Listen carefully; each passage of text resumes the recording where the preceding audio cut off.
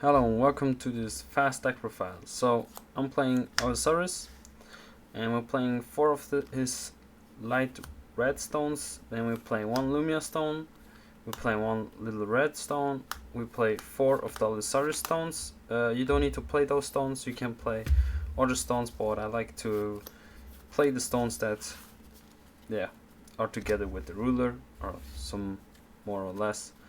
Then we're starting with Resonators. We play 4 of the little guy that's gonna deal the damage. Then we go playing 4 of this guy. This guy's pretty useful for getting more mana and deal some damage. 4 of Vedavir or win condition to win the game most likely. Then we have 1 of Phoenix, 1 of Skuld. Phoenix easily, just the imperishable, pretty strong, you can summon him anywhere. Skuld mainly, we got a Swiftness Resonator if we need to. 3 of Urthr, yeah, it's a bit much, you could say. You could bring her down to 2 or less, but I like to play 3 of because of the theme. We're playing all Resonators that are together. Then we'll play 4 of Alisaris. It's most likely one of the best Resonators you have in the deck. And it's closely to Urthr, like a finisher, because it's a 2-drop, she's a 1-drop, to deal the damage. You get the advantage with him, but yeah. Then Ouroboros, it's one of the coolest combo you can do with your God's Art. And if the opponent plays a deck that's milling your cards, you can reuse them with Urthr. Then 3 of the spell. The spell is pretty important to actually get your whole game going, and that's why I actually play 3 Urths, because you get more cards in your hand, and you can change every time with Vedavir your Urths. You can like play her and get rid of the Urthr and get a better card.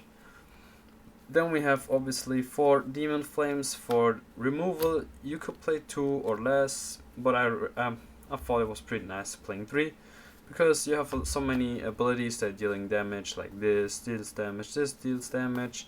She can just block, he could block too if you want. Then of course she deals damage, so much stuff that deals damage. It's pretty easy to remove something. 2 Lightning Strike for for spell finisher.